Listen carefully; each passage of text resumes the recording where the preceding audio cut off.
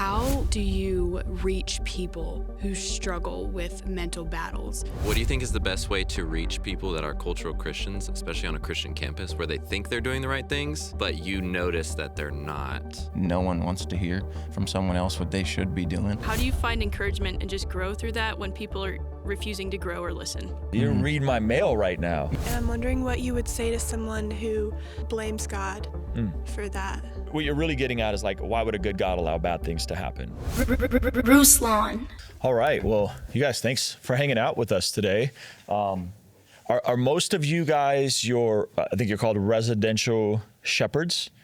Is that correct? Okay, so ultimately, me and Nick are here to serve you guys. Like we want to go to your guys' questions. I don't have a heart out. Like if we can be of value and be useful to you, like that's why we're here. So I just want to set that.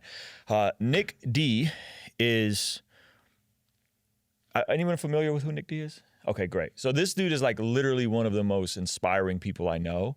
And the beautiful part about Nick is that he always reminds me to maintain the kindness and the gentleness that's required in living out the faith before the world.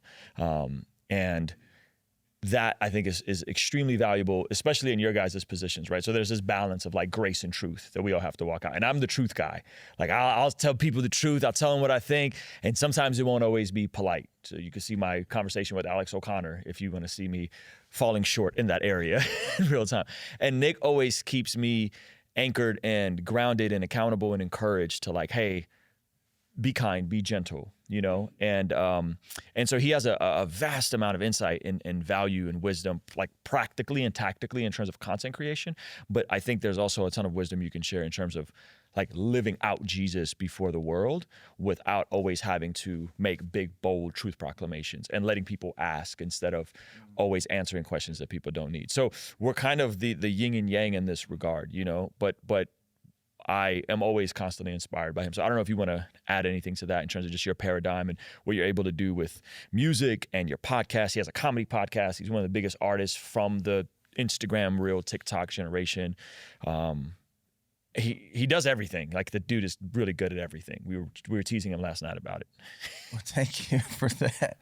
So you mean to add insight to the Whatever you want. How I guess navigate. choose to live out my life. So it's Thessalonians 1 Thessalonians 4, 11 yeah. and 12. And I'm paraphrasing, but it says, make it your goal to live a quiet life and work with your hands and, gain the respect of outsiders so that you won't be dependent on anybody. And outsiders in that I take as non-believers. And just to live in a way where they might question what's different about you.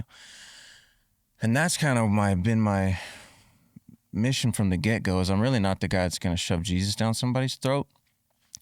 But I do hope I live in a way that makes them wonder what's different and maybe ask me, and then I can respond with Jesus. Because during your talk, you said Coke tried to change to go after the group that was just opposers. no interest. Yeah. Not in fact no interest, just completely opposing. And I think that's where you lose a lot of people. And I think if you live in a way that has them question, they're easier to get. Yeah. They're easier to have that conversation with, and they're easier to, I don't know, the word's not convince, but get them to ask. Yeah. Have a conversation.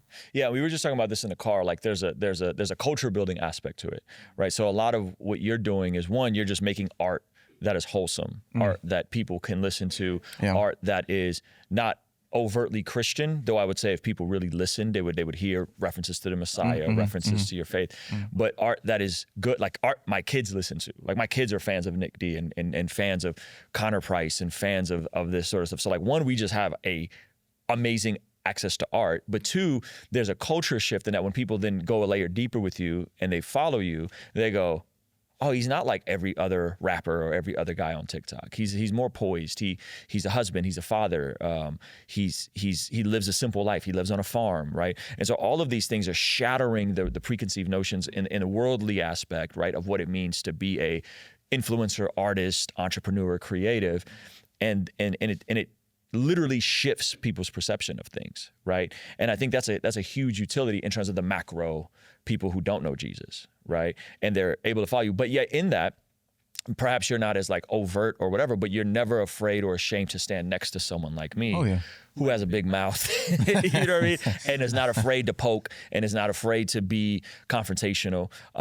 There's never like like he's a little too edgy, you know? And so I think that there's a beautiful balance there. And so I think for you guys that are all here, you guys all carry a direct degree of influence over the people that you're shepherding. Like there's a practical influence that you carry that not is just in a generic sense, the average person will influence 80,000 people, but like in a very practical way that you get to care and love for these people.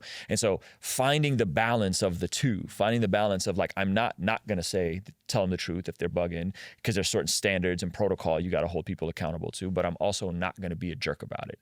I'm gonna be kind. Yeah, well, I talked about it briefly with you, and I don't think it's an original thought, but I had the thought. And if someone knows you're a believer, right? If someone knows that you follow Jesus, you're a Christian, then how you respond to negativity or situations, or how you carry yourself, how you speak, how you act, what you do with your time, all of those things. Sometimes people will tend to judge not you for that. They judge that's what a Christian is. That's what it means to be a Christian. That's why I don't like Christians. They act like that. And I think that's just a whole. It's a bigger weight to carry, really, when you're going out here day to day. But it should be, right? You're a representative of. You're an ambassador of Christ. You're an ambassador of Christ. And it holds a lot more weight knowing that they're not just judging you. They're looking at you as a follower of Christ, and they're judging followers of Christ based off your actions. Mm-hmm, mm-hmm. And I think that's just a different. Yeah.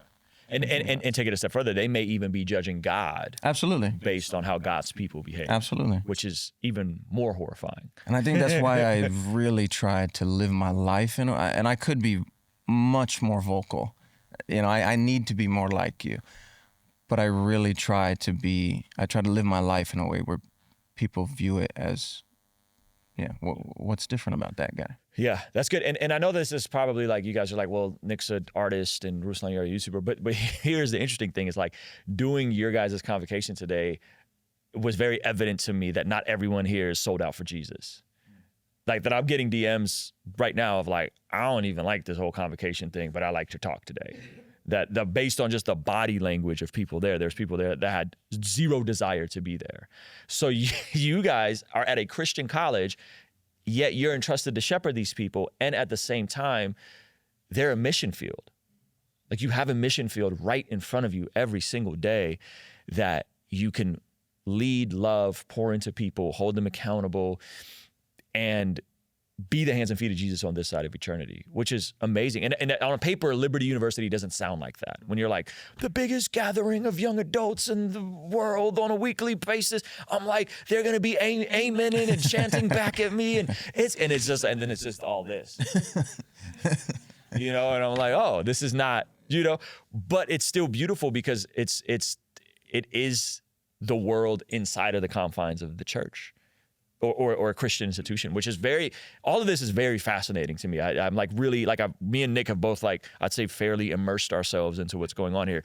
We went to play basketball. He actually played basketball. I just pretended to shoot around because I got a bum knee last night. We hung out with some of the students. We got hip to all the meme pages. Like we spent hours looking on meme pages last night. I don't know about hours. I spent an hour minimal, hour easy. And it is a very interesting microcosm of what's happening here, you know? But I really do believe that it's like from this and these incubators that you guys all get to participate in of leading your students on the people that you're shepherding, like this is how the gospel goes out, like especially in today's context. Like it's a very weird time we're living in. And you guys get to experience it firsthand. Like remove social media, remove the clout, remove the hype, remove the influencer, artists, YouTuber, like remove all of that. And like you guys are on the front lines, like in a very, very real way. And so. It's almost like you're attending school in the marketplace. Come on. Yeah. Yeah. Like they don't get out, they don't leave it, Mm-hmm. you know, which is really that's cool. Yeah. And I never thought about it like that. Yeah.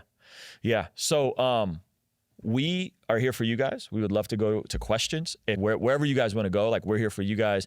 I don't think we have a hard out anytime soon. They said to keep this to an hour. I think we're going to go longer than an hour if we can. So yeah, we're here for you guys. In your opinion and experience, what do you think is the best way to reach people that are cultural Christians, especially on a Christian campus, where they think they're doing the right things, but you notice that they're not, and they need to be more enveloped and do it with their heart rather than just their body? Oof. You grew up in Virginia. I feel like you probably grew up around more cultural Christians than I did. For me, that just comes back to, I mean, you are who you surround yourself with. So if you can take time from you, spend more time with these others, they will be influenced. And how you live your life and how you act, how you respond will make them question what they're doing. I don't think there's something you can say.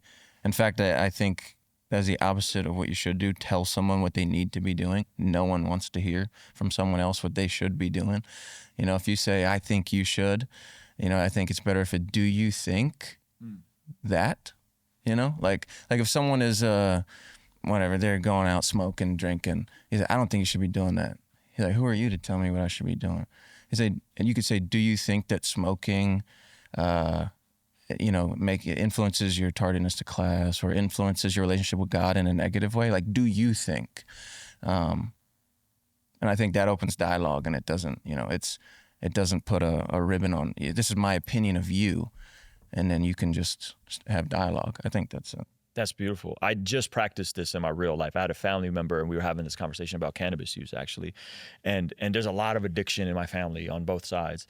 And I was talking to this person, and I know that they smoke daily, and they're a cultural Christian. They go to church, they'll yes and amen, we'll talk about the Bible. And so my question to them was like, it wasn't a statement. It wasn't a, hey, you're in sin for smoking weed. Do you know that? Like, it wasn't that. It was, my question was, do you plan on doing this for the rest of your life? Yeah. Do you plan on consuming this substance every single day for the rest of your life? There's nothing judgy about that. Nothing judgy about that. So it wasn't going to be a, hey, you know, our family has a lot of addiction problems and you're kind of following in the footsteps. It was just, hey, do you plan to do this for the rest of your life? And their response was like, well, no. Well, why are you doing it? Well, because I haven't been going to therapy. And the seed's planted. Yeah, and then I kind of teased that out, and then the person comes to the conclusion of like, yeah, I actually don't want to be this person, right? In terms of like cultural Christianity, I think there's net positives of cultural Christianity. Like, I think there's good things about being a cultural Christian. I think there's also not good things about being a cultural Christian, right? Because you can miss it. You can miss the goodness of God. But I think when it comes to behavior, that would be one way. And then I would say, my position is never assume that people know the gospel. So someone could be culturally Christian and you grow up taking all of it for granted because we're in this Christian society and your family's Christian and you're in this incubator and maybe they have a great, you know, Clarence's parents have a real good marriage, you know, it's a little 8 Mile reference, and not know that, like God doesn't have any grandkids.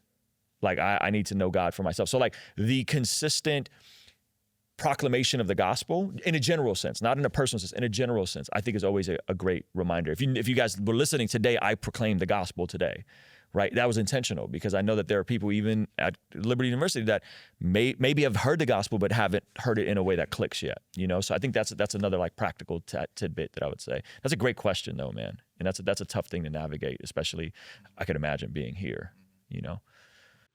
I know that both of you can probably speak to this, but this is specifically for you, Ruslan, who engages with people on the other side of the aisle, atheists often, and you're trying to balance this, I'm bringing truth in this scenario while I'm still trying to love this person. How do you guys go about doing that in that type of conversation?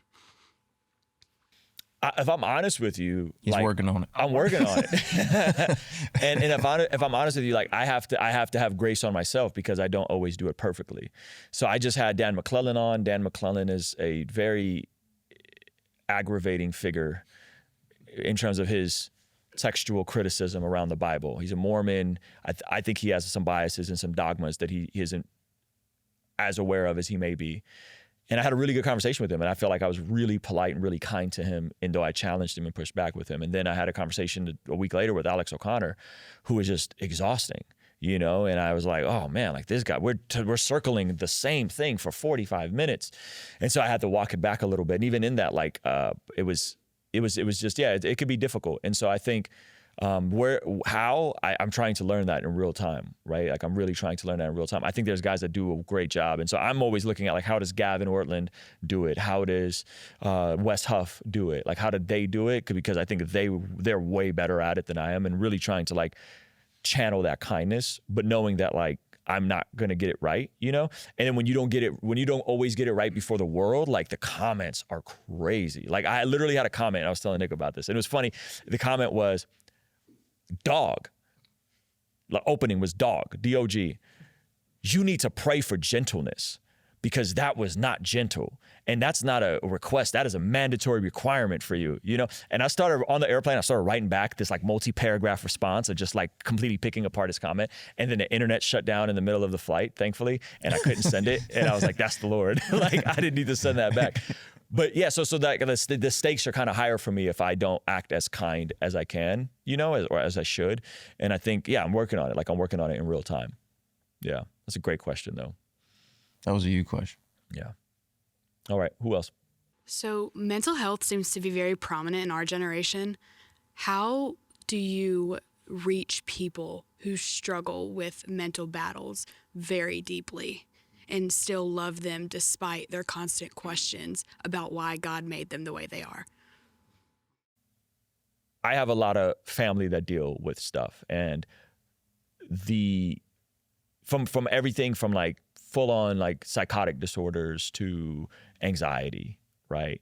And I think the fact that they're asking questions and they're willing to talk about it is actually good, because there are people that don't talk about it and they bury it and they stuff it, and then it festers, and then it becomes really unmanageable as they get older. Or worse, they self-medicate, they soothe, they numb themselves. And then if you're smoking weed and you have history of psychotic disorders in your family, like you can literally trigger schizophrenia with that. Like the data's clear on that. And so engaging with them, I think it's this balance of I'm gonna hear you, but at the same time I have to have some boundaries so that we're not just venting and regurgitating and living in the mess, and trying to somehow redirect that to a practical space. Hey, I'll pay for your first therapy session. I think I've said that hundreds of times. You know, let's get you a Christian therapist. Let's get you into this course that can help you make sense of these sorts of things. How are you doing with going outside and touching grass and getting air and sunshine and like those basics? How's your eating? How's your sleeping? And the hard part about mental health and people who struggle is that it's difficult to know which comes first, the chicken or the egg. It's difficult to know if I behave in a way that's good for my mental health, will my mental health improve? Or can I even start to behave that way if my mental health is jacked? So you could tell someone to do all the things, but like, I don't want to talk to a therapist. I don't want to go outside. I don't want to go get fresh air. I don't want to exercise. I don't want to eat better. I don't want to sleep better. And so that's the difficult part, is like that initial spark and that initial desire in someone to want to get help is really difficult to pinpoint with some people, because everyone says they want to do stuff. They say they want to change. They say they want to grow and evolve, but that initial spark to actually do the thing often requires them to hit a sense of rock bottom, right? Like I remember when I was in high school, one of my English teachers would tell me, people only change if they're hurt, bored, or scared, you know? And so it's like, you don't change until the pain of staying the same is worse than the pain of changing. Right. And that's rough. Like that's really rough to know that. And so I think that requires patience and being delicate with people, while at the same time having boundaries, meaning like there are certain people that aren't allowed to just vent to me endlessly, because I got a wife and I got a family and I got things I got responsibilities. But there are people that I will intentionally check on. And sometimes people just like need a hug. Sometimes people just need a hug. Sometimes people just need a word of encouragement. And that's great. Other times they just want to sit and zap you for an hour to rehash the same thing you guys talked about last week, because someone offended them or because they're going. And that's where we have to set that boundary with them and say, hey, we're not going to keep rehashing this thing. How do we help you move in this direction? What can I do to serve you? Do I need to come and take you to the gym? Do I need to come and take you on a walk? Do I need to sit and pray with you? Do I need to, right? Can I keep you accountable in an area? And trying to make it very practical, right? And I think Nick has a really great insight, if you feel comfortable chiming in terms of giving language to what can be a lot of people's anxieties.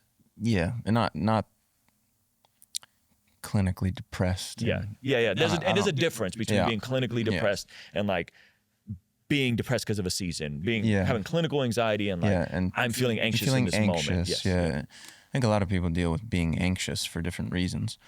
But I think anxiety is ambition without action. So if you're ambitious about something, you have a desire for something. If you desire to have a good paying job after you graduate, if you desire a different major, but you're afraid to switch it because you spent 2 years on it already. If you desire a better relationship with God, if you desire kids and a family, all of those are ambitious things. There's ambition behind that desire. If you have a want for something, you're ambitious about it. And then the ambition without the action becomes anxiety. So if you have something that you want, but you don't do the things necessary to get it, you start to feel anxious. So if you want to change your major to something, but you're afraid that you spent 2 years, you don't want to tell your parents you're going to switch, or whatever it is, then the weight of it, right? The weight that a lot of weight you feel is just a decision you haven't made yet. That's why you feel so heavy. And then there's the other side of it that's, well, what if I am acting on everything and I'm still anxious? Then I think action without direction can be anxiety. If you don't know why you're doing it or where you want it to take you, then you're still just working in a circle, and you can be like, oh, I don't even know why I'm doing this stuff. I'm doing everything, but I don't know why I'm doing it. Then you start to feel anxious. And this is, like I said, it's not a clinically depression kind of anxiety, but I do think that it's something that is a tangible thing you can take and implement. You can write down, what is it that I want to do? What is it that I need to do? And what is it that I could do? And then decide which ones you're going to do so that the weight of the decision is gone, and stick to the decision and ride it out. Yeah, I think what you're even getting at, Nick, is that there's a lot of environmental aspects to mental health. Like, again, there's a difference between someone that, like, you have bipolar. Like, that's different, so different than someone that's just like, oh, I have all this pent-up anxiety, right? And so I think what you're getting at is, like, because of the social climate, because of the internet, social media, outside pressure, inside pressure, that comparison, that anxiety, and all these things are on the rise. And what you're getting at it is like, hey, like, if you don't have this stuff and there isn't no clinical diagnosis and it is more internal, here are some practical things that we could be doing to mitigate that. And that's, how do I say this kindly? Yeah, like sometimes we create problems for ourselves that aren't really problems. And sometimes we suppress things that are actually actionable steps. So I have a great Christian therapist. His name is Dr. Rudy. I'm actually going to have him on the channel at our summit that we're doing. And he talks about how, like, your emotions are messengers. So even the emotion of anxiety is a messenger telling your body something is wrong, fix it, change. This is right. Fear is a messenger, right? It's a fight or flight reaction. And so, like, our emotions are trying to tell us something. It's our body's way of trying to tell you something. And so if we can't even be in tune with, like, what is the actionable thing that our body's saying, and that's where you get into the practical side. Like, anxiety is ambition without action. Like, that's very practical. So you're anxious because you want something, but you aren't doing it. Or you're doing it and you want it, but you don't have no reason why or no direction for it. Yeah. And I have a personal experience with having, like, through my music career, through my, making videos for the internet, I had a very clear vision of what I wanted my life to be. I wanted a flexible life. I wanted to do what I want, when I want, and I wanted to be home with my family. If I was doing something, it was because I decided to do it, not because someone told me I had to be there. That was my vision for my life. So, and to make a living doing something that I love, right? Those are my visions. So I was, throughout the process of navigating the music industry on the outskirts independently, I knew very clearly what my boundaries were. I knew what was a yes and what was a no. I say no to almost everything. But the things I say yes to are in line with my life goal. I don't tour because part of my life goal is I want to be home with my family more. And I knew that I was never going to tour. I've done a few shows here and there, but all of these decisions never caused me any anxiety because I knew what I wanted. I had that very clear. And part of this is like, it's easier for me to say I'm not, in my early 20s. And I didn't start pursuing music until I was 27 years old, which is usually a little late for music. So life prepared me for what I wanted, to know what I wanted. And I was then able to set those boundaries very clearly and work towards them. So I think just having a clear vision for what, and there's another saying that I really like, and I know we often hear pray more, worry less, right? Just keep praying through prayer and petition, like whatever, just keep going.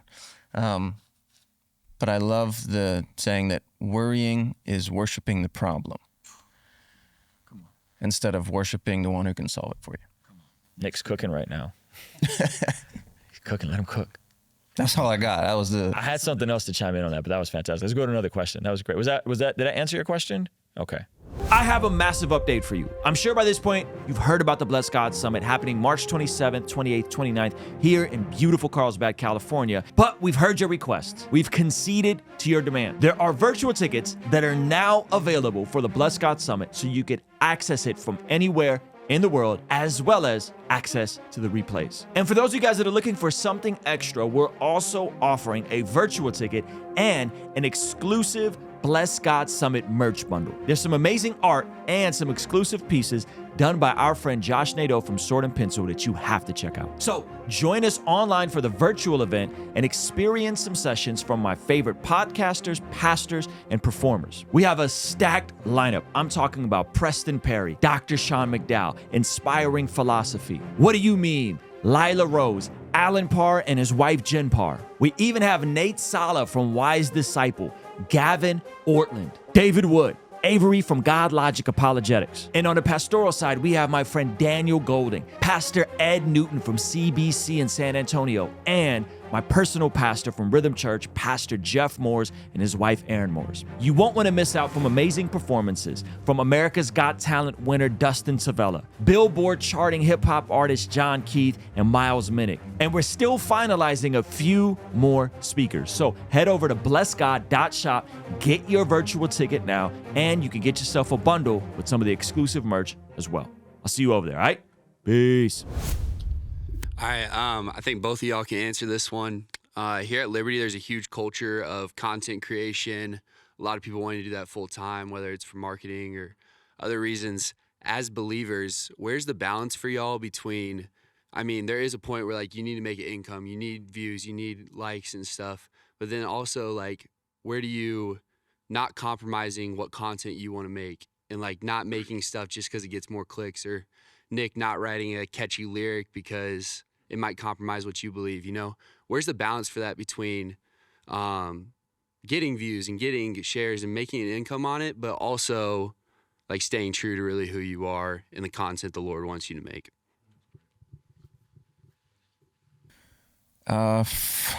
For me, it was the life goal. I knew what I wanted, and I knew I wanted I have 2 kids. I knew I wanted them to be able to listen to my music and watch my content. And not just my kids, but other kids, but because I had kids, it was a top priority for me to just make things that were digestible in a world where, for example, instead of objectifying women, I want to glorify women. Glorifying marriage, like glorifying marriage, yeah. My bio is I'm a husband, I'm a father. Those are the things you still lead with that, huh? Yeah. Yeah, those are the things that are important to me. And then it's not the easy way. It's not the fast way. You know, everyone wants a shortcut. You know, they're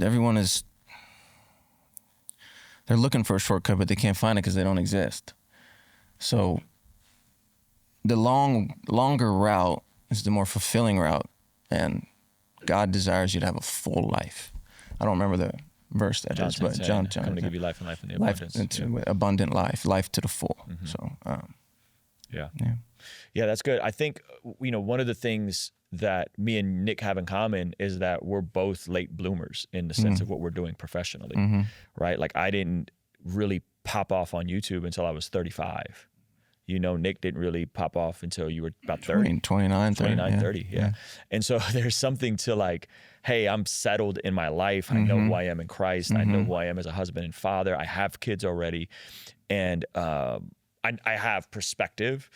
And I think sometimes everyone wants to go fast. Yeah. Like I want to be rich, young, ripped, all at once. You know, and it's like, wait a minute. You can't have it all. You know, and so something is going to suffer at some point. And so I don't think there's anything wrong with building something online or social media. I think that stuff is good. I think the thing that I would say is that in my opinion, we should be building on something of value and like actually solving a problem as Christians versus like just being a feedback loop of like content for the sake of content or like clout for the sake of clout, right? You solved very practical things that people needed solutions for, in the sense that before Nick was booming with his music, he had a comedy podcast. And I know that may seem like comedy. Yeah, like comedy solves a problem. Like comedy is, we all love comedy. I don't know anyone that's like, I don't like comedy, right? But there's you and that was just your second thing that you did, right? You had a whole separate TikTok that was viral before that, but you and Cakes had your podcast. And that was the thing that he did that was a utility for people, right? Not just famous for the sake of being famous, but there was a practical utility. What I was doing with YouTube was that I was reviewing people's music. Like I was literally just reviewing Christian music, and in me because I was a full-time Christian artist, and in reviewing Christian music, people started asking me what I thought about these current events and these topics, and I just started speaking into it, and I thought, well, maybe we should clip this, and then I clipped it, and then those are the videos that went viral. I wasn't really even talking about my faith. So there's like a practical utility, and I think that as followers of Jesus, maybe a boundary, I don't know if I want to say this with certainty, but maybe a boundary we could have with social media is to say, hey, what am I actually adding to the world? What's the utility that I'm benefiting with? And if you're like, well, I don't have any, but I still like social media. Okay, great. Maybe the utility you have is you curate, you highlight other authorities, right? Even on my own channel, I'm always pointing to people that are smarter than me and people that have more authority than me, because I don't want to be the end all be all, nor am I don't think I'm that smart, nor do I want to build a cult of personality. It's ultimately not about me. Like, it's about all these other people. So I love championing and platforming other people. So if you're like, hey, I'm 21, I'm 22, I really want to get into Christian YouTube or Christian TikTok. Okay, great. Maybe you highlight other voices that you celebrate, and then you add your 2 cents, right? So I don't know if you want to speak into like the utility thing, but that was really like, people started messing with your music because they saw you doing a comedy podcast. It's a little bit of both, yeah. Initially, like, you're the guy from The Thing. Yeah, I had a lot of that, yeah. I think the goal shouldn't be to have people interested in your music or your content or what you're creating. Have them be interested in you. And if you want to be interesting, be interested. So how can you be interested in others and what you can do for the platform or for the world, so that people will be interested in you and want to learn more about you? Because there's an abundance of endless options, right? You might see a viral video from somebody and never see him again. The difference with people who stay is that the people who stay, the people watching, care about that person, not about what they're making. Yeah. So I think that's great. Was that a good answer? Yeah, that's a great question. All right, what else? Oh, look! Now we're cooking. Like, we had 4 hands go up. Let's go. I love it. So in Scripture, there are some instances where it talks about how to deal with people who are in sin. Matthew 18, Jesus says, if your brother sins against you, then pull him aside and speak to him privately. And then in Luke 17, he says, if they sin, rebuke them, and if they repent, forgive them. So how would you say to go about people who maybe proclaim the name of Christ, but are still living in active sin in a loving and caring way, to not judge them, but to try to help them better themselves in their relationship with Christ. Are they sinning against you, or are they sinning in general? Meaning you're watching their life and you're like, hey, you're incongruent with the things you say you believe, or they've sinned against you personally? It's really just watching it. Okay. So I know this is going to be like such a cliche answer, but I'll give you a story. So I was at a church, the church, I got saved at a church, and then I joined a church plant, and I was at that church for about 20 years. And we did a lot of men's ministry, we did a lot of small groups, and we did a lot of life with people, life on life. And in that, I remember once upon a time, there was a couple that came around, and they were living together before marriage. Right? They were living together and they were sexually immoral before marriage. And so I knew that like these people were not like, these are like someone I knew. These are people kind of like that have access to me kind of in our circle, going to a life group, right? So one, like, are they Christians, and are they Christians, and are they in the church, right? That's the first question. Because 1 Corinthians chapter 5 says, hey, if they're in the world, like we don't judge those outside the world, right? We judge those inside the church, right? So I think that's important to distinguish. Then I would say, so then what I did was I knew that I would need to have this conversation with them at some point. And I really didn't want to have this conversation because I don't care what anyone, no one likes confrontation. No one likes like, oh, I'm going to rebuke this, like unless you're just a complete psychopath, right? So I knew I would have to talk to them, but I really didn't want to. And so what I did was I just started, again, super, super cliche. I just started praying for them. Like I really started praying for them and saying, God, like, would you reveal yourself to them? Would you reveal your heart for them? Would you reveal that you're designed for sexuality for them, that it's optimal within the confines of marriage, that right? And I just started praying that prayer. And I kid you not, within a week, they announced that they were getting married. And they're like, we're going to go to the courthouse and get married. And then here's an invitation to our wedding. So it wasn't even something that I needed to confront them on. I just started praying for them, and God did that. Like I didn't have to have that conversation. And I could tell you story after story after story of oftentimes wanting to confront someone, wanting to have a hard conversation. I have people that work for me, needing to correct people. And sometimes the best thing we could do is stop and pray, and actually like pray for their heart and then pray for God's heart for them. Like one of the prayers I would always pray is, God, give me your eyes so I can see your people the way you see them, and give me your ears so I could hear your people the way you hear them, and give me your heart so I can love your people the way you love them, right? And I think that to me has been huge. Now, in terms of what if you've done all those things, I guarantee you if you do all those things, you pray for them, you pray for the situation, you pray that God would give them wisdom, I guarantee you the conversation is going to go way different versus like just coming in hot, you know?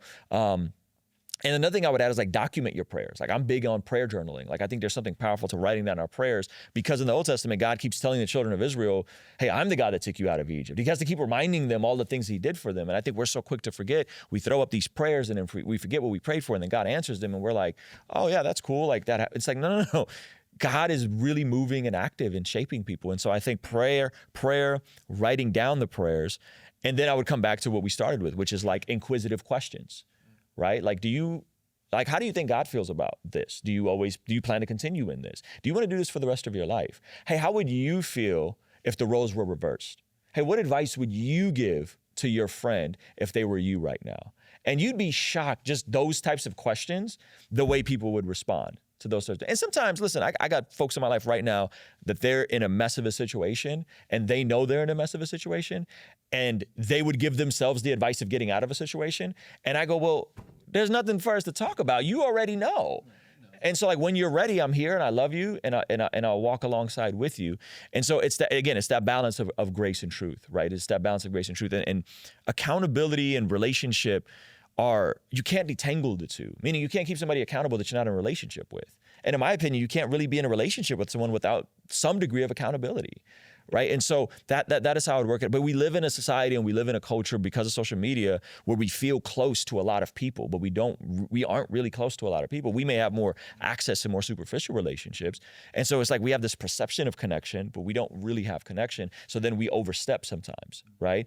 And again, I think like what Jesus is writing, what Matthew is writing and what Jesus is saying in those passages are within the context of small knit communities. Like the local ecclesias, the local synagogues at that context were like 100 to 120 people. These weren't these like, hey, I know you from across campus and I see that you're hooking up with your girl or whatever, so there I'm going to rebuke. Now, sometimes people need to be protected against wolves. Like there is a time and a place for that. Meaning if someone's an abuser, if someone's just running through, like that's a different situation, you know? But if someone's like struggling, I think we have to be delicate and ask questions and then be firm with the truth. We're not gonna water it down and say the standard is not the standard. The standard is the standard. And this is what I think, and this is for me paying attention to culture. I think people want to be called to more, not less. I think especially young men want to be called to more. They don't need to be told like, it's okay, bro. It's all right, man. No. Like I want to be told that I could be great. I want to be told that I could do something to change the world. Like, I don't want to be told like, it's okay, you have to stay stuck. I guess you're just always going to be addicted and always have this issue. So I think that's the flip side of that is like, people want to be called to more, not less. And sometimes that means having those sorts of conversations in a delicate way. And again, and let me just say this, I speak different to women than I do to men.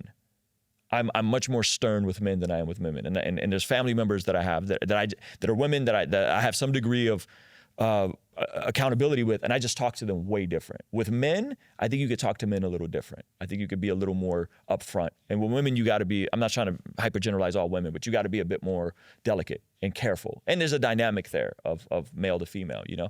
So I don't know. Is that helpful? Okay. Another thing in today's culture is stuff with like sexuality and like the LGBTQ community. What are some practical ways we can love on those people and shepherd to them without like accepting their sin? How do we love on people and accept them without what? Without exactly like accepting their sin or like saying that, like validating. Yeah. So it's really interesting, man. Like I have multiple people in my life that I see on a regular basis that are same-sex attracted, and they aren't afraid to engage in that. Some of them are trying to walk it out in terms of like they're trying to practice celibacy, and there's a spectrum. And here's the deal: all of them know exactly where I stand. All of them know exactly what my position is, and all of them still love me and are in relationship with me. And many of them already know what the Christian sex ethic is. So sometimes we think that we need to like come down and like Romans 1 them. They already know what we believe. Yeah. They already know. And so the question is, you know what I believe, you know what my standards are. I love you and I accept you right where you are. However, if we're gonna talk about this, I'm not gonna water down the truth. I think God has something bigger and better for you. And that may mean celibacy for the rest of your life. Or that may mean maybe God changes your heart. I don't know. I don't know how those things work. But I think we think people don't know what we already believe. And the truth is they do. They do. And so in that, I feel like I'm called to love them. Now, when a conversation around ideology comes up and paradigms and how are they viewing the world, I am not going to back it down, but I'm also going to be delicate. How much relational equity do I have, right? Where am I at with that? And so God has given me this really weird favor, because you wouldn't think from my public stance on these things that people would be so comfortable in my real life of like who would deal with this. But God's given me this really interesting favor with folks in that community. And again, wide spectrum. Some people are still practicing, some people are not. And I think we just underestimate that people already know, and we go back to grace and truth, right? And having that balance. And so, yeah, like we've had people over for Thanksgiving, you know, like recently, you know, and to me, it's not an issue. Now, there are boundaries. You're not gonna kiss your wife or your girlfriend or your same-sex attracted partner in front of my kids. Like there are, and if something like that were to happen, we'd have to have a conversation. But there's enough respect there for me that's never even came up, you know? And so I'm not sure if I'm answering that question well or not. I don't think there's a way you could do it any better. Yeah. Is that helpful? Okay. All right, so I know it's not our job to control the soil that the seed falls upon, but that we are called to like share the gospel and love others. So when the seed is falling on hard rocks, and how do you find encouragement and just grow through that when people are refusing to grow or listen? She's speaking to my soul. You're reading my mail right now in my personal life. I'm being serious. My gosh, bro. You know some of my family, and yeah, I'm gonna protect the innocent, but they're not innocent. How do we stay encouraged? Oh gosh, I really believe that salvation is a transformation of the heart, and I can't do that to someone. I can't save anyone. God has to change their heart. And that is very difficult, because I know like you're putting your hand on the stove and the stove side and you're an idiot but I love you and I don't want you to keep harming yourself. And I have to rest in that the Lord is good and that's God's job. And how do I love them through the mess and accept them right where they're at while still calling them to more? And these are things I'm dealing in my real life, like right now, like this week, you know? And I think that it's a tough tension to navigate, but I can't carry that weight of wanting to be God. I am not God. If someone can argue them into the kingdom of heaven, someone else can argue them out of the kingdom of heaven. So if I can make a brilliant, eloquent case on why the resurrection is true and they should be a Christian and they should follow God's ways, and I can make this brilliant case, and that's all it is. It's just an argument. It's just an apologetics, and I love apologetics, right? But like the flip side of that is that the transformation side is not on me. Like that's on the Holy Spirit, and that's on them. Like they have to be willing to cooperate with that, and so yeah, it's difficult. All you can do is keep loving them. Keep loving them. Yeah. That's it. And don't stop doing that. And then one day God will work. You sit back and let him work. Yeah. Yeah. I'll say this. I don't think my mom would mind me saying this. Like my mother has watched Jesus transform me. I've been walking with Jesus over 20 years, and I've had some rough patches, but generally like in church for the most part for 20 years. I didn't go and do 3 years in the world and club, and like I walked with Jesus for 20 years consistently, despite God working on me. And I will say that like my mom just started coming around to church. Like she just got clean and sober like a couple years ago. And the way she got clean and sober is because she fell, broke her shoulder, had to get surgery on her shoulder, which then forced her to detox off alcohol, and then got both of her hips fixed, which allowed her to then walk outside. And now, like, my mom goes to church every Sunday. She goes to a Calvary Chapel, Oceanside Russian service. She goes to the gym. Like, God is like working on her. It's crazy, but it took 20 years. 20 years. And goodness, was I not frustrated and sad and watching her deteriorate and her alcoholism destroying her and knowing that it's destroying her relationships. And that was, but man, goodness, am I grateful now, you know, and that, yeah, it's just like, I got a whole new mom. Like, it's crazy, but that took a long time, you know? So, yeah. Because you kept going. Kept loving her. That's it. You know? That's the difference. Yeah. Don't stop.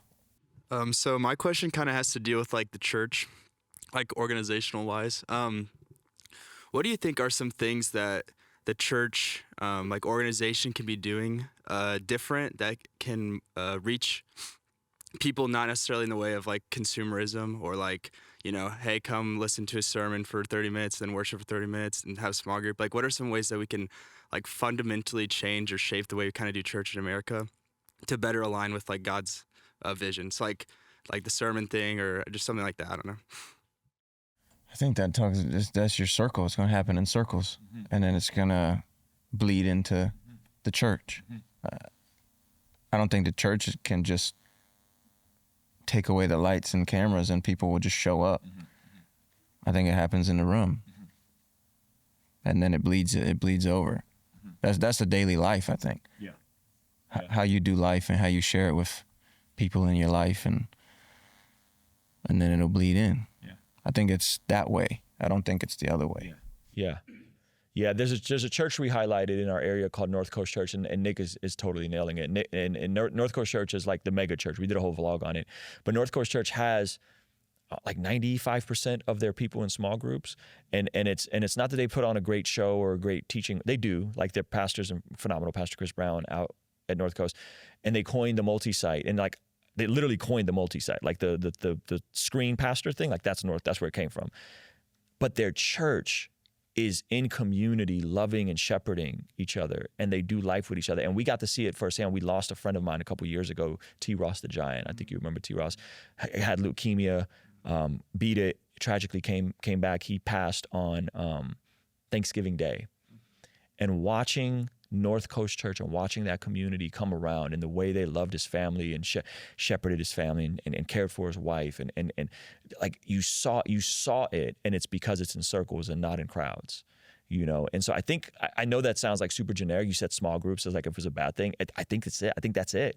I think it's in small groups. I think it's in circles. I think it's in community, and it's the inside out transformation. And then to me, the Sunday morning or the convocation is just a pep talk. Like it's just that's halftime, you know. It's like you guys get to go back out and live this out in your day to day, and it's not about how big or small the church is. It's not about how many screens they have. It's not about if there's live preaching versus broadcast. It's about, are we cultivating community and are we equipping people? See, there's that passage in Ephesians chapter 5 or 6. It says, some are called to be apostles, teachers, preachers, prophets. And then it says to equip the saints for the ministry. So the leaders aren't, like, the leaders are here to equip you guys for the ministry. They're here to equip us to be the hands and feet of Jesus for the ministry, meaning it's us in the trenches on the front lines that are doing the work of the ministry as the church. And I think sometimes we have a top-down philosophy. I know it's bottom up. It's like bottom up. And that really goes back to like small groups. I know you guys do small groups is it Wednesday nights here? You guys do small groups? Like, that's where it's going to happen. Like creating those spaces where people can feel safe and protected, and at the same time be challenged to grow and love more. And it's a messy process because life is messy and people are messy. Yeah.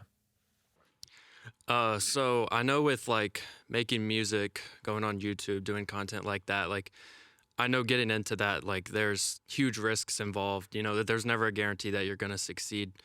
And for me personally, in a little bit of a different calling, I feel like I'm called to global missions. And so in high school, like I felt the calling, but I was never really willing to commit to it, just kind of out of fear of the unknown. And once I got here, I totally surrendered to that calling. And I guess my question is, like, I think like what y'all do and with global missions, getting into that is very similar in the sense of you kind of just have to surrender everything to Jesus and say, I don't know what's going to happen, but the plan's in your hands. And so I guess the question is like, how did you guys like, I guess just totally just dive off the springboard and just be like, you know what, whatever you do with Jesus, whatever you do with this Jesus, like I'm down for it. I'll go wherever, I'll do whatever. So I guess how did y'all deal with that getting into it, and what advice do you have for me of just saying yes to Jesus, like no matter where he takes me and stuff like that? Okay, so I started making music when I was 13 years old. Just an outlet for, I really enjoyed it. I liked the process. And then as some years went by, I was getting more into it. I started messing around with videos and etc. But the social media world wasn't really there at the time. And the way that you really built a music career was to tour, to go do college shows, to go on the road, be away from home. And I've been with my wife since we were 16, or high school sweethearts. So she was not comfortable with me going doing college shows and going on tour, and she had a job back here, and so I compromised, right? Because the relationship is, some people be 50-50, sometimes it's 100-0. It's never an even amount. So if she sets a boundary, then I compromise and we meet. So I stepped away from music and I built a different business, and I did that for maybe 8 years. It was a media company, photo and video. And then after I did that for a few years, I came back to her and I said, hey, do you mind if I pursue music as a career? She gave me the go-ahead. I said, I think I know I can do it with no shows, that I can just post videos on the internet, and I think I can make this thing happen. Do I have your blessing? Do you mind if I try this? And I had her support. And then a year after that, I show her like the finances of the music. I say, hey, here's how much I just made in the last month. I think I can really take this somewhere. Do I have your blessing to make this the priority and not have the photo and video be the priority? She said yes. I had her blessing. So every step throughout the way, in a sense, I was not making selfish decisions for how I wanted it to go. I was making it an us thing, yeah? And then after I got her blessing to give music full time, that week I wrote Fine Apple, which is my first song that worked, right? Like in the grand scheme of things, the first song that did something for my career. So the same week that I got her blessing to pursue it full time, I wrote the song that lifted my career to where it is now. So I say it to say, at the time, I did compromise, but I was what's the word for it? Like upset about it. Not like upset, but like I was. You weren't happy. I wasn't happy about not doing what I wanted to do. Yeah. You know, gosh, there's a good word for it. I don't have it. And then later on, looking back, like when I'm reflecting back, I realized that, you know, all of it was God, and life prepared me. God prepared me, because then from when I started, like I don't know what I would have been making music about at 21 or 18 or whatever, in around that age. Probably not good stuff. So, you know, life, and I started making music at 27, and I was writing love songs about my wife and glorifying my wife, and I was making encouraging music, and I was making happy things, and I was able to put good into the world because life prepared me for the success that I was gonna have in music, and I was able to navigate it like this, and I wasn't distracted by the world because I was already prepped. So, That's good. Well, let me just say, what he's getting at. Yeah, is, please make that make sense. No, it does. No, because this can preach. Like we could just all right, come on. Go here. You allowed your dream to die. I did, yeah. Only for God to raise it from the dead. And God is a God of resurrection, right? And so why did he do that? He did that because the scriptures say, "He who does not provide for the needs of his family is worse than a non-believer and is denied the faith." Mm-hmm. That's in, don't tell me. Okay. Bible trivia. It's right after Thessalonians. I think it's in Timothy. So that's right after Thessalonians, right? That's next, right? Yeah. Right? Come on. So Nick understood that there's a hierarchy of priorities, and his wife and his family is above his self-actualization and self-aspirations. So he was able to let those die to honor what was the utmost good. I'm sounding like Jordan Peterson right now, right? To aim them towards the higher value of the thing that was his priority, which is his wife, which is your first ministry as a man. If you're married, is your wife, your home, your kids. And because I really believe this, like because you were willing to let this die, God rose it and made it bigger than you may have ever imagined, right? And so like coming back to you, like as a missionary, a lot of what you got to do is prioritize that, because I mean, listen, I know kids that grew up as missionaries that are thriving. And then I also know kids that grew up as missionaries that are hurting, and they're angry at the church, and they're angry at the mom and dad never being there, you know, always struggling, right? And all these things. And so it's like, you have to figure out those priorities, and then you have to figure out really what you get into is it is actually a lot similar to what we do, because you got to get into the people business to fundraise, because there are people that will write checks. I support a lot of missionaries. I write a lot of checks. Why? Because sometimes I want to go, but I can't, so I send. And so you then get to figure out, how do I figure out the senders, and how do I get those relationships to be able to have a life where my kids aren't living hand to mouth, right? And that's very tactical. I had a friend that was in Navigators, and he was doing college ministry, and he was the #1 fundraiser with the Navigators, right? And he's crushing it, like outlandish amounts he was fundraising, because he would just prioritize his family, and then he would go and have the relationships, and God always breathed on it. And they never didn't have health insurance. They never went without food. And so there's that tension there. And I'm assuming you want to be married and you want to have a family at some point. And so I want you to think of all of that. Is that helpful? Okay. One final question. Oh, I'm so sorry, guys. You had mentioned kind of the Lord bringing you out of some really tough situations. And I'm wondering what you would say to someone who comes to you and blames God for that. And how would you minister to them? Oh, man. What you're really getting at is like, why would a good God allow bad things to happen?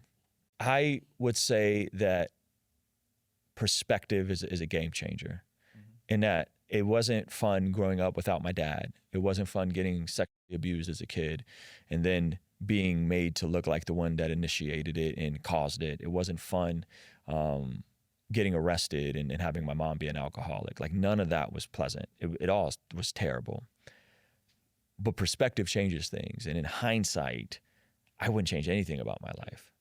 I wouldn't change a single thing about my life. And so it's not that God did those things. It's that all things work for good for those who love God and are called according to his purpose. I just lost someone really close to me, someone within my own household. My 24-year-old niece just passed away November 17th. We don't know why. We're still waiting for the autopsy results. I don't know why that happened. I don't know. When I was 19, my 20-year-old best friend died in the same ICU that she died in. I have no idea why that happened, right? I'm gonna have a list of questions for God when I get to heaven. Lord, what the heck, you know? But I know that God is good, and I'm certain of that He's good. And I don't know why that happened, but I know we preached the gospel at her memorial service last Saturday, and I know people made proclamations of faith.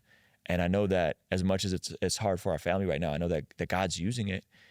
I don't know why, but I think the issue of suffering is an interesting one because our perspective is limited. We don't know what we don't know. And so we don't know why bad things happen, but those bad things could have happened to prevented worse things from happening.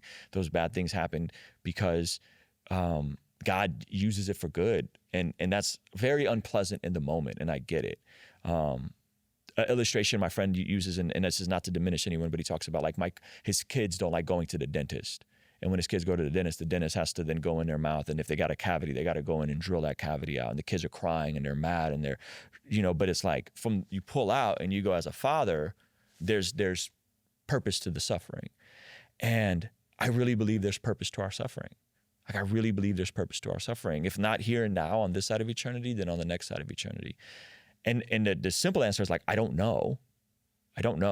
But the biblical answer is all things work for good for those who love God and are called according to His purpose. And I've seen that over and over and over in my life.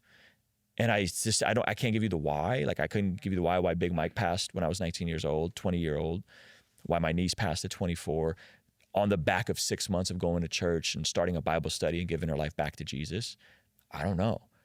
But goodness, do I believe in a good God despite a dark world? And so I know I feel like that's a cop-out, but like, I don't know, but I really do believe God works it for good. I really do believe that. And I don't know what that looks like in the grand scheme of things. So thank you for asking that. That's a heavy one. Yeah, guys, like, again, you guys are on the front lines. Like, you guys are the hands and feet of Jesus. Like, you guys are the ones that get to go back and lead and love these people in a way that you're making ripple effects in eternity, and even at a Christian university where we think everyone should be have it all together, like, you guys are on the front lines. And so I'm super grateful for you guys. So yeah, let's pray. Father, we thank you so much for just your goodness, Lord, and your mercy over us, Lord God, that while we were still sinners, you came and you redeemed us and reconciled us to yourself, Lord, that we don't always have the answers and we don't always know, but we can trust and have faith in you that you are good. And so I just pray for all these leaders here, all these people with influence, over people with influence. I pray for them. I pray that you would continue giving them the fruit of the Spirit of kindness and gentleness, while at the same time giving them boldness and fearlessness to walk into their responsibilities and to lead with both grace and mercy, Lord. I thank you so much for this opportunity. I thank you for Liberty University. I thank you for all the leaders here, for all the amazing staff and volunteers. I thank you that Nick came and just the wisdom you spoke through him, Father God. And I know that touched someone in a real profound way. And so we love you, Lord, and we pray these things in Jesus' name. Amen.